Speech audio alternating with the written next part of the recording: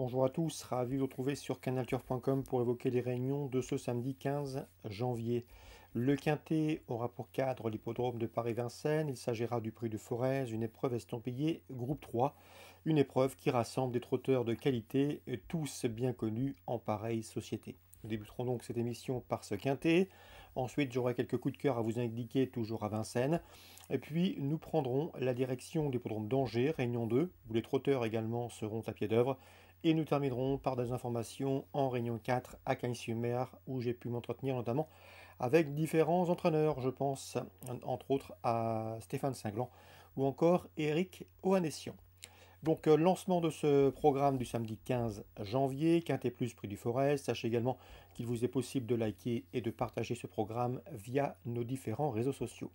Pour ce Quintet, j'ai fait de mon favori numéro 9, Élite Beaufour, un cheval sûr, un cheval sur lequel on peut compter.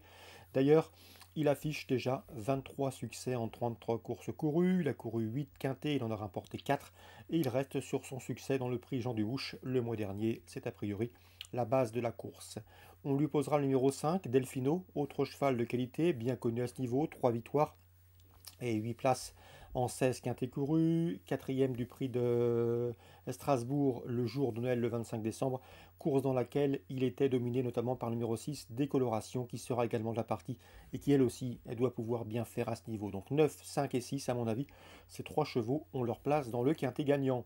On peut le reposer pour les places le numéro 3, et voilà de Muse, un cheval régulier à ce niveau, troisième de cette course en dernier. Le numéro 7 également, Frick Duchesne, qui a couru le prix de Lille pas plus tard que le 9 janvier, le week-end dernier. Ce jour-là, le cheval a été enfermé pour finir, il a terminé son parcours avec des ressources. Il n'a donc pas été, à mon avis, éprouvé par cette sortie. Il peut bien faire malgré l'intervalle assez court. Le 15, Elvis du Vallon, est un cheval qui vaut mieux que ne l'indiquent ses dernières prestations. À la faveur d'un parcours caché comme il les apprécie, il peut parfaitement prendre une place à Bellecote. Tout comme le 12, Duel du Gers, un cheval dur qui apprécie les parcours de tenue. Et le numéro 10, Fairywood. En valeur pure, je pense qu'elle n'a rien à envier à ses rivaux du jour. Malheureusement, sa forme est sujette à caution. Elle n'a pas eu le rendement escompté lors de ses derniers parcours. Elle qui avait remporté le championnat européen des 5 ans en 2020, une épreuve estampillée groupe 1. Donc il sera imprudent de l'écarter, mais également délicat de la conseiller parmi les bases. Résumé chiffré pour ce quintet du samedi 15 janvier. 9, 5 et 6, mes trois bases. Élite Beaufour, Delfino et Décoloration. Ensuite, pour les places, je rajoute le 3, le 7, le 15, le 12 et le 10. En cas partant, on peut citer le 16, Brillant Madric, lui aussi, qui ne manque pas de référence à ce niveau. Concernant la suite du programme, la quatrième, j'aime beaucoup le 412 Hasard, un cheval assez imposant, un cheval assez grand, qui possède du fond, de l'action et de la tenue. Il a bien gagné en force le 16 décembre sur le parcours proposé, dominant ce jour-là 3 de ses adversaires du jour. Annoncé pieds nus, l'engagement est bon, c'est le plus riche de la course, il doit pouvoir répéter. Le 412 Hasard. On peut lui associer, à mon avis, le 407 Horatius Della, qui monte en puissance et qui possède en une 13-2 le meilleur chrono du peloton sur le tracé proposé. Associé à cela, qu'il sera drivé par Eric Raffin, 412 et 407. Concernant le prix de Croix, une épreuve de groupe 2, une belle compétition pour les 5 ans. J'aime beaucoup bien sûr le 711 Onek, vous le connaissez, il vient de s'adjuger le Critérium Continental devant plusieurs de ses rivaux du jour. C'est un cheval extrêmement régulier. En 27 courses courues, il a signé 25 podiums, dont 13 succès, soit près de 93% de réussite parmi les trois premiers. Une nouvelle fois, ce cheval qualifié pour le prix Amérique doit pouvoir jouer le podium. 711 Onek. L'opposition pourrait venir du 3, Astronaute. Du 9, on va commencer par le 9, Hookerberry, qui a été le troisième du Critérium Continental dernièrement et qui avait été son dauphin dans le prix Octave Douanel le mois dernier, donc 711, 709. Le 3, c'est Astronaute, qui vaut mieux que ne l'indique ses dernières prestations. N'oubliez pas qu'il avait remporté le Critérium des 4 ans au mois de septembre devant Onek et devant Hookerberry. Et le numéro 5, Hokkaido Giel, qui à mon avis peut prendre une troisième place à Bellecote. Ce cheval avait des ressources au moment de sa faute à la sortie du dernier tournant. Dans le Critérium Continental, il faut le racheter. Donc dans la 7e, et de préférer le 11 et le 9, Onek ou Hookerberry. Pour le podium ou les multis ou les trios, on rajoute le 3 Astronaute ou le 5 Hokkaido Giel. Concernant maintenant Angers, en Réunion 2, Dans la troisième, j'aime beaucoup le 17 Half Moon, présenté par Florent Lamarre, lequel m'en a parlé en bien.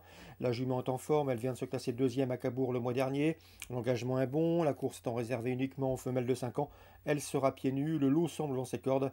Elle a été préservée, je la juge en retard de gain. Elle peut s'imposer, le 317 Half Moon. Dans la suivante, la quatrième, le 409, c'est Historique des Vents, mérite crédit. Il a fait un truc, tout simplement, la dernière fois au Mans. Derrière les ailes d'Autostars, il s'est montré fautif. Il a perdu beaucoup de terrain, se retrouvant aux courses. Et pourtant, il est revenu finir gagné. Et ce, avec la manière, preuve d'un cheval qui n'a pas les gains en rapport avec sa qualité. Il a pratiquement rendu 50 mètres ce jour-là. Le 409, Historique des Vents, confirmation attendue pour se protéger de la famille Kubiche.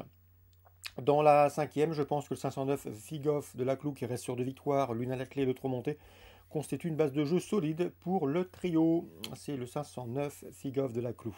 Donc les 3 chevaux conseillés pour la Réunion 2 à Angers, on retiendra le 317, le 409 et le 509. On termine par la Réunion 4 à Cagnes-sur-Mer. Stéphane Cinglant présente le 106 Django Descharmes, un cheval un peu vieillissant, mais qui dans ce lot peut conserver une place d'après lui. Éric Oanessian est confiant lui avec le 108 Caviar du Vivier, qui vient de se classer 3e à ce niveau, et sur cette piste, le cheval est encore mieux d'après lui et peut ici jouer les premiers rôles. D'autant que c'est un cheval qui doit courir caché, mais s'il a le bon parcours et s'il peut venir finir vite, il a les moyens de jouer la victoire. Donc priorité, à mon avis, pour le protéger d'Éric Oanessian, le 108 Caviar du Vivier, devant le 106 Django Descharmes.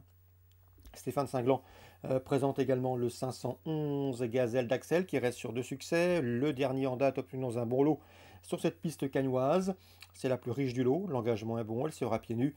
J'ai senti un Stéphane Cinglant confiant que le 511 Gazelle d'Axel qui devrait pouvoir poursuivre sa série de bons résultats. Dans la sixième, nous reverrons avec intérêt 2 chevaux qui ont en commun d'être invaincus en 2 courses courues, mais également d'effectuer une course de rentrée. C'est le 608 Aaron Parker, 2 courses de victoire l'été dernier à Cagnes-sur-Mer, mais également le 14 Impresario, lui aussi, c'est 2 courses de victoire. C'était au printemps et à l'été en 2021. Ces deux-là effectuent une rentrée, mais à mon avis, ils peuvent parfaitement, vu leur potentiel, s'expliquer une nouvelle fois pour les premières places, et je pense que l'un d'entre eux peut conserver son invincibilité. Donc voilà pour les courses ciblées à Cagnes-sur-Mer, les premières, les 5e et 6e courses. Cette émission maintenant terminée, elle touche à sa fin. Nous on se retrouve désormais demain pour un nouveau programme. Bonjour à tous.